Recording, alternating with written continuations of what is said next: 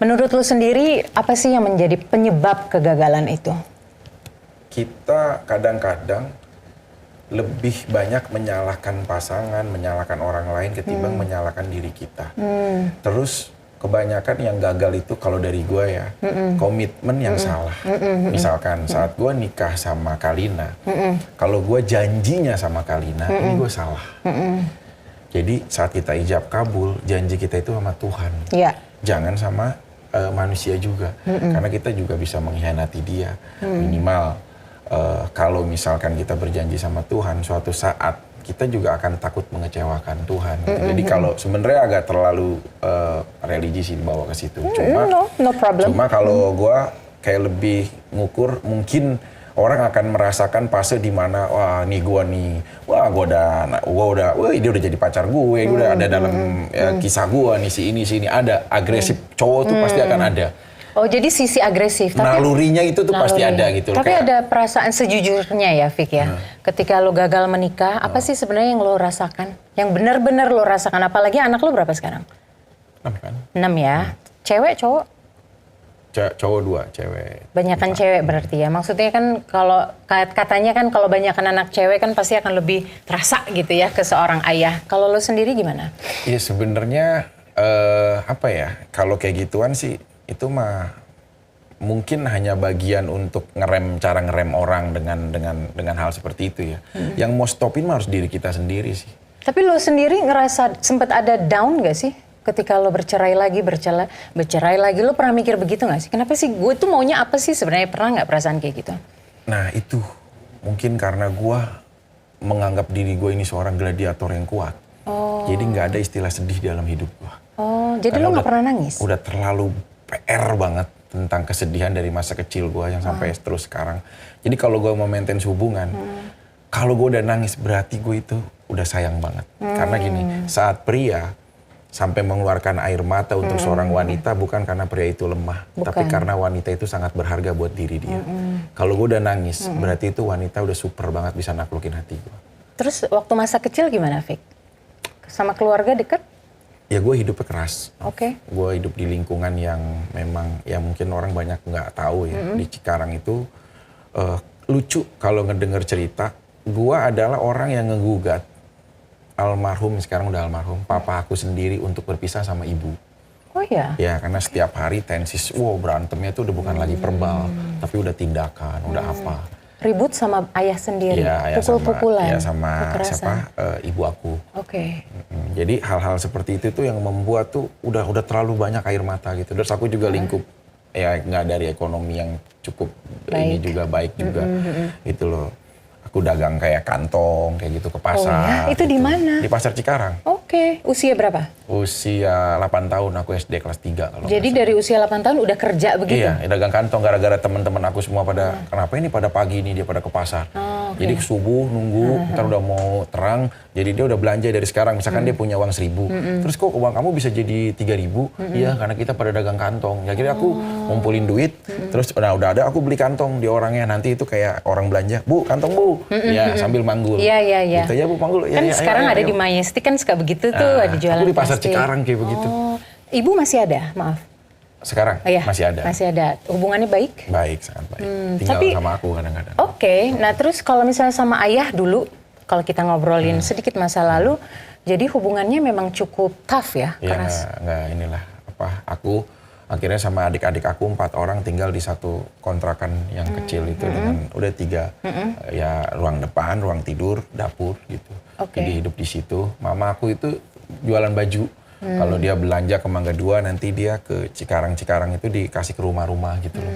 Ngiderin itu bahasanya ke rumah-rumah. Nah aku yang ngebantuin gitu. Terus kadang-kadang aku juga dewasa pada sebelum saatnya. Kayak usia 10 tahun itu aku kamu ini dong belanja ke Mangga 2, belanja bantal, belanja ini, nanti ini. Nah kita aku naik kereta gitu-gitu.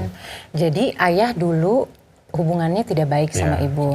Mungkin nggak sih Vic karena lu melihat itu secara langsung masa kecil. Nah itu terbawa sampai ke dewasa yang akhirnya membuat lo menjadi sebuah pembuktian kalau lo menikah itu sering itu kayak hebat banget gitu. Mungkin nggak? Gini, kita kalau punya anak di masa kecil jangan pernah membandingkan. Ini yang paling akan jadi kesep sama dia sampai dia besar.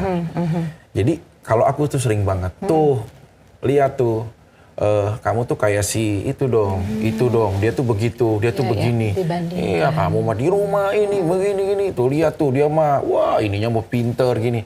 Nggak sengaja memang ibu itu untuk memicu motivasi, tapi itu akan amat sangat melukai hati dia, anaknya. Jadi kejadian itu yang akan mengesep buat diri dia untuk tumbuh kepada sesuatu, jadinya ada arah dendam gitu loh. Nggak dia tumbuh berdasarkan anak kecil yang sewajarnya dunia dia. Gitu. Seperti anak-anak pada umumnya. Nah itu. Oke, nyambung dikit. Di SMA.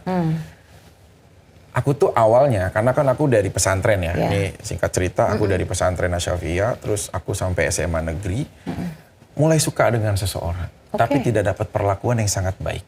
Contohnya? Aku ngirim surat sekali, gitu, terus dia diem, ya aku coba gitu, namanya aku ngirim surat, terus aku kayak, ya suka lah, wajar anak SMA suka malu-malu, sampai pada akhirnya surat aku tuh dirobek di depan teman-teman aku.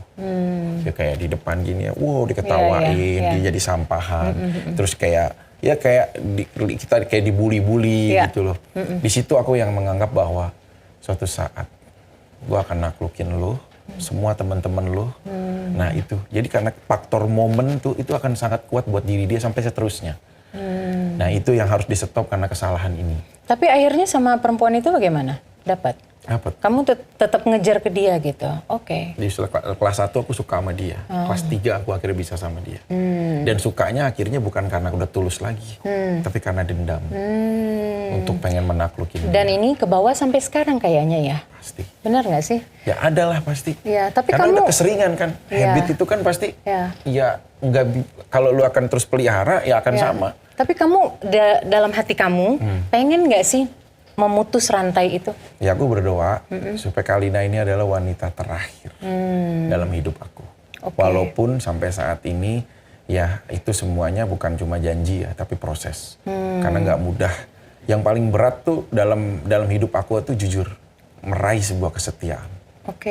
Itu sangat berat. Jadi lu nggak bisa setia gitu tipenya atau gimana? Ya dalam arti gini, saat bener-bener untuk aku bisa sama dia, itu butuh perjuangan yang ekstra, bukan hanya dari dia, tapi dari kayak guanya juga. Of course, kan kedua belah pihak kan kalau dalam menikah itu. Iya betul. Jadi kalau misalkan kayak di saat kitanya tuh bener-bener berjuang pengen ngejadikan dia wanita terakhir, itu tuh bener-bener PR banget gitu. Yang kalau dulu mungkin ya, ini contoh kecil ya, kita itu sering dapet tiba-tiba DM-an. Dari cewek yang kita nggak kenal, tapi karena dia verified, oh ini pasti ceweknya bukan sembarangan. Mungkin dia pendatang baru atau apa. Terus tiba-tiba, hai Mas Vicky, gini. Salam ya, gini. Aku lagi di ini nih, aku tinggal di ini nih. Dulu, naluri kita pasti ada. Hunting gitu ya, bawaannya. Oh kamu di mana? Oh ini nih. Kamu lagi apa? Oh ya ini. Lihat fiturnya. Wah menarik juga nih. Di mana di sini? Yaudah aku datang ya. Mau di sela syuting beda setengah jam aja nih kita bisa naik motor. Ya ibaratnya nih, aku cerita dulu bukan untuk kayak konsumsi orang jadi buruk ya. Tapi justru ini yang membuat kita harus menjadi usaha lebih baik gitu. Nah jadi kalau sekarang tuh udah di fase yang... Fase pakai F? F. Ya, beda emang? Fase bukan udah fase. Udah ganti sekarang. Konsep ya itu ya? Atau gimana? Enggak sih, emang gak bisa aku ngomong kayak gitu. Apa, P? Nggak bisa. P? Ya udah. Fase? Ya, itu bisa. Itu bisa? Ya kalau kamu yang ngajarin. Gitu. Terus? Jadi, ya sekarang tuh udah ngerem. Gitu, kayak kalau misalkan dulu nih, ngeliat orang pakai bikini, bawaannya pengen nge-DM. Kalau sekarang ya cuma ngedoain diri gitu loh, kalau bedanya. Supaya tahan gitu ya. Tahan gitu. Tapi kalau lu sendiri, kan lu bilang semoga Kalina menjadi pelabuhan terakhir ya, berdoanya. Sesakral apa sih kamu melihat sebuah pernikahan?